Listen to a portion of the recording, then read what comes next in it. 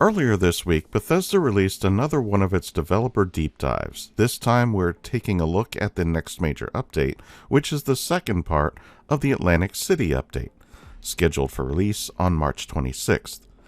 There is a lot to cover here, so let's get started. This deep dive, we will hear from quest designer Stephanie Zacharidis, senior quest designer Ellis Tan, and senior monetization designer Jesse McLean. You may not know this, but Stephanie is a well-known modder who worked on the Fallout London mod and many more, so seeing her join the quest designer team should help us get some good quests. The first question asked was about the characters and conflicts that we will encounter in this update. Sure. So there's going to be some continuation of what we've seen in part one. So we got to mostly see the Mafia, otherwise known as the Family, and the Showman and the Boardwalk. Those dynamics are definitely going to continue into part two. But there's also a third faction that we didn't get to see a whole lot of in the first installment of Atlantic City, which is the municipal government, often shortened to the Munis. They're basically the Good Samaritans of Atlantic City. They're the faction that essentially keeps the lights on, that they make sure everyone's safe and healthy and fed, and also they control the overground threat in the sense that they keep them out of the city. Although, unfortunately, the Muni's main operating district, which is the flooded city center, is pretty much the primary location which overgrown tend to spill into, given its proximity to the Pine Barrens. In terms of new characters that we're going to see, there's going to be some familiar faces. Some people may remember Buttercup as the main antagonist and boss fight of Tax Evasion, and we mostly got to see him in his power armor and not in his full aggressive glory. Furthermore, we have Mayor Tim, who is mentioned quite a bit in our previous installment, but now you finally get to see him, talk to him, and do a bit of work for him. So it appears as though we will be getting a more fleshed out set of details around the characters we saw or were mentioned in part one. I did play some of this on the PTS, so I do know a few things already, and without any spoilers, I can honestly say it was refreshing to get some better fleshed out lore. The next question asked if there are any other stories that can be explored. So the biggest one is the story of the glamorous Rousseau family, who has fled to Appalachia on the run from Atlantic City, and they've sort of decided to bring the glamour with them by opening a nightclub in Appalachia. They'll soon find out that this doesn't work out as smoothly as they had hoped. Their pasts are following them. All four of the family members has sort of a tie that is potentially coming back to bite them. So we'll get to explore each one of those individual stories, as well as figuring out how to deal with their current crisis. And it's definitely a story about family, about sacrifices made for family or at the expense of family, and consequences. So very excited to share that. Ellis spoke of the main story and multiple smaller stories. She also mentioned sacrifice and consequence. I only ended up starting the questline, so I don't know if there really is any consequence or not. I hope that the word choice here turns out to be substantive. The next question asked why the Ingram Mansion was chosen to be reworked for this update.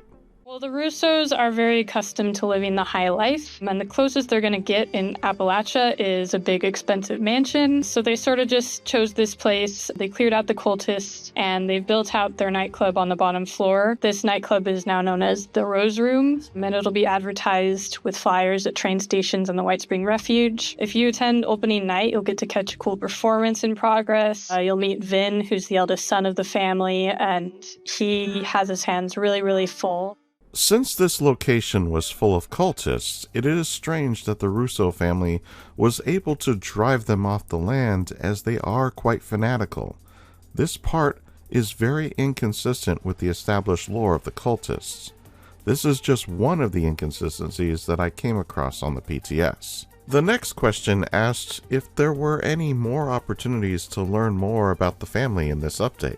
We have 4 main quests, including the one I just described. And during this quest line, you get to assist the Russos with their current crisis, which is the addiction of the youngest daughter, Abby. And she's found herself under the affliction of a dangerous chem known as Devil's Blood. And so we need to return to Atlantic City to find help for Abby. And in doing so, we slowly unravel a lot of family secrets. We learn a bit more about Evelyn Russo, the mother of the family, who was a performer in Atlantic City. And she is sort of imprisoned by this insecurity authority, this idea that she has to get the spotlight back. That leads us into our finale quest, Sins of the Father. As the title implies, we learn a bit more about Antonio, the father of the Russos. Stephanie, is there anything else you'd want to share about the finale or the story as a whole? Sins of the Father is mostly about the relationship between Abby and Antonio at its core, and the fact that she really hasn't felt like he's been much of a father to her. It sounds like this story is going to be really fleshed out. As I said, I did not complete the questline, mostly because I wanted to play fresh on the live release without any prior knowledge. The first part was all I did, and that was okay. I hope it gets better as we progress through it. The next question asked if there were any new areas that players have not been able to explore. There is one new district that we haven't really seen in Boardwalk Paradise, and that is the Flooded City Center. This is the epicenter of the municipal government, but that doesn't mean that you won't find like mafiosos and showmen just kind of wandering around there, as well as just regular civilians. As mentioned, all of these spaces can be explored off mission just whenever you want. You can also catch a glimpse of our new expeditions mission that we have coming out with America's Playground called The Human Condition. And similarly to how tax evasion is the family's mission and the most sensational game is the showman's mission, The Human Condition really ties into the municipal government, in which Mayor Tim, who is somehow always calm and collected in the face of crisis despite everything being on fire, wants the player to literally put out fires, make sure the overgrown do not essentially destroy everything and everyone, and finally clear out the community center, which was a sort of hub for everyone in the Flood City Center to gather, which has basically completely been taken over by the overgrown and is no longer accessible to them. Now this part I did play some of. I ran through the expedition piece of this update, and it was very much on par with the other two missions we got from part 1 of this update. Being able to come back and fully explore the area is a major bonus. I hope this is something that gets retroactively added to the pit, because that is what we wanted expeditions to really be about. The next question asked about the other characters we can meet from the side quests. So one of the side quests we have, Region of the Dead, gives the player the opportunity to be a sort of private investigator. They are hired by Fabio to figure out what's going on with the leadership of the family in the terms of like, where's Quintino? Why does Concerta have so much power? And can someone else possibly have that power? Ultimately, what we wanted to kind of do here was to give the player a lot of choice in what happens. So you essentially decide the fate of this faction, and there are some consequences around the world depending on what you choose. Over on the boardwalk, we have a slightly suspicious fellow by the name of Saltwater Sam, who has a side gig working as a janitor for the showman. I will leave that at that. Back in Appalachia, there's an eccentric journalist by the name of Jack Hunter who has gone missing while writing a piece on the Blood Eagles. So if you go looking for him, you'll find you may need some interviewing skills, which is a super fun and unique dialogue sequence in our game. From the sound of it, there are quite a lot of NPCs that we can interact with and do side quests for. This has me hopeful for the future of expeditions.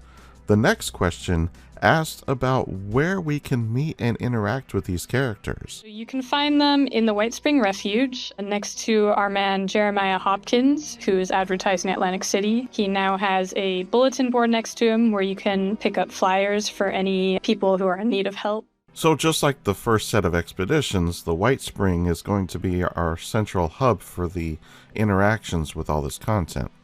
The next question asked about the rewards that can be earned for completing these quests. If you complete all of the main quest, you will get the pieces of our brand new Civil Engineering armor set, which grants a combat bonus when you have all the pieces equipped. Mods for the new armor set can be earned by completing any of the 3 Atlantic City expeditions, or they can be purchased for stamps at Giuseppe's Curios. We also have a variety of new camp items and outfits. I'd say as you're going through Atlantic City, keep an eye out for any fashion that you like, because there's a pretty good chance that you might be able to earn it as a quest reward and take it home yourself. So the rewards are going to be just as previous expeditions, but many of the items that we see can be earned too, like clothing and such. Stephanie also ended up telling us a neat little story. There's a variety of different characters you could write in the Fallout universe, given that some stick to a more serious, dramatic tone. There's also some other favorites like Billy Belt Buckles and Buttercup, whose names had a rather unusual origin. It's often easier for me to work from a name and then create the character from that name. I had asked a few people like, hey, does anyone have a name for a mobster? And the lead QD, Josh Moretto, had replied and was like, what about Billy Belt Buckles? What Josh meant was just a guy who wrapped belts around his hands and would punch people with the buckle. What I heard was a man who was obsessed with belt buckles. And that's basically how that character was born. Bunch of coincidences and misunderstandings brought to life something magical. That was a funny little mishap that turned into a neat creation. Jesse was then asked to talk about some of the changes coming to the season scoreboard. Seasons are content that comes out with our major patches. Each season tells a different story and has a bunch of rewards that Vault Dwellers can unlock by completing challenges. For players that aren't in seasons regularly, the flow works as you go in game, you complete daily and weekly challenges. Challenges earn you score. Score earns you ranks. And every rank you hit on the scoreboard unlocks a new reward. That was the old way. Today we're going to talk about the new way of doing things. So now seasons are changing. I'm not sure how I feel about this, but I am willing to listen and try to give it the benefit of the doubt. The next question asked how the scoreboard is going to change and why this decision was made. This is changing to a page system where we do lose the scoreboard, but the team very much wants to keep that Fallout look and feel. So each season will still be very thematic. It will still very heavily feature Fallout lore and Fallout characters. One nice thing about this system is it allows us to go post-war. Before, all of our board games were pre-war. We're really excited about this. It's going to allow us to tell different stories and seasons and tie to in-game factions. As a teaser for future seasons. The main reason we did this was we wanted this season to be more visual. Right now, you have to inspect each asset. You don't get to see the rewards as well. Now, with Seasons Refresh, you're going to be able to see the rewards front and center, big pictures. It's really going to allow you to go, oh, I want that new camp item, or oh, I didn't know that power armor skin looked like that. And the way that players are going to unlock these rewards now is with tickets. Tickets are a new season currency that we're putting in the game, where before, when you earned a rank, you got the reward. But now, when you earn a rank, you get tickets. Once they've unlocked that page by progressing through the season, players can use tickets to choose which rewards they want on a specific page. I have mixed feelings about this. I love the old scoreboards, and I feel like there was still so much that could have been explored with them. I get the rationale behind letting us see the rewards as they appear in game, but we could already do that with the old system. This change simplifies that process, but it also sacrifices the look and the feel of the scoreboard. For me, the scoreboard was so much more than just the rewards. There was lore to be found on every inch of the board outside of the rewards. This new method gets rid of that entirely, and I don't like that. Now we get tickets for completing challenges, and I wonder just how many tickets we will be given because some of the items look to be quite expensive. It remains to be seen if this will be a good or bad change. The next question asked about the rewards for players who have completed all of the normal progression. For players that don't know right now, when you reach rank 100, the rewards don't stop. There is a set of consumable items that players will unlock in what we call our post-100 ranks. That is not shown on the scoreboard. With our new system, those rewards are shown on the scoreboard. I would definitely check out the bonus pages to see the awesome new in-game items, camp items, player vanity items that players can unlock. They're really good stuff. And for players that do like to get through the season very quickly, we hope that this system gives you a reason to play just a little bit more. Okay, so this part does help a bit as we can now choose what we want to get instead of being forced to only get the items as listed in order. The next question asked about the Fallout First rewards. Fallout First players will be able to access the premium content of the season, much like they could the bonus rewards in previous seasons. Fallout First members will have access to our new Seasons Pass as long as they have an active Fallout First membership. But Players who are not Fallout First members will now have the opportunity to purchase the Season's Pass with Atoms and then unlock anything that is a premium reward within the season. This gives all players the ability now to access things that were previously locked in seasons. While I do understand the monetary reasons for this change, I think it diminishes the Fallout First perk. Yes, people can now purchase a season pass to gain access to the first perks, but it lessens the value for the first membership. I see this as a slippery slope of things to come, where players can just purchase passes to be able to gain all of the benefits that Fallout First players get. The next question asked about the players who looked forward to getting the season scoreboard as a collectible and what they have to look forward to now with these changes.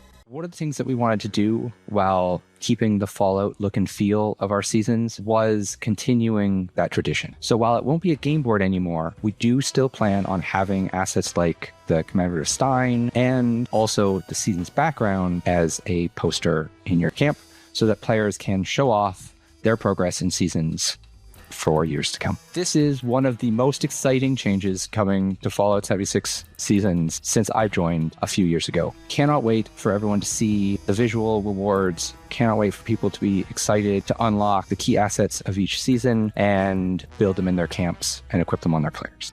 Well, it's the end of an era for the scoreboards. If you are like me and looked forward to collecting each one, then it's the big middle finger for us. I am not happy with this at all. Now we get a banner or a poster instead? This is some next level fuckery. The last question asked about the stories that Seasons has become known for and what the future holds for them. I can, and I hope players are as excited about this as I am. One of our favorite Seasons characters making a return, Rip Daring, is coming back to Fallout 76 and is going to America's Playground to encounter the duel with the devil. Okay, so the theme is all well and good, but that really didn't give us any information. I am willing to see how this plays out in practice, but from what I've seen so far, I am not happy about the season's changes. I feel like this is more about monetization than anything else, and it really does not give us any more value for our money. One of the biggest perks for Fallout First members is the exclusive Seasons rewards, and now that is being given to non-First players if they decide to purchase the Season Pass. Top that off with the loss of the actual scoreboard and all the bits of lore that we will not get anymore, and it just makes me feel like I've been slapped in the face. I hope for everyone's sake that the rest of this update doesn't end up with us needing a donut pillow because of the huge kick in the ass that Bethesda just gave us. Well, let me know what you think of the new information about the changes coming to Seasons in the comments below. While you're at it, like, subscribe, and share. And as always, I'm just glad you stopped by, and I'll see you in the next one.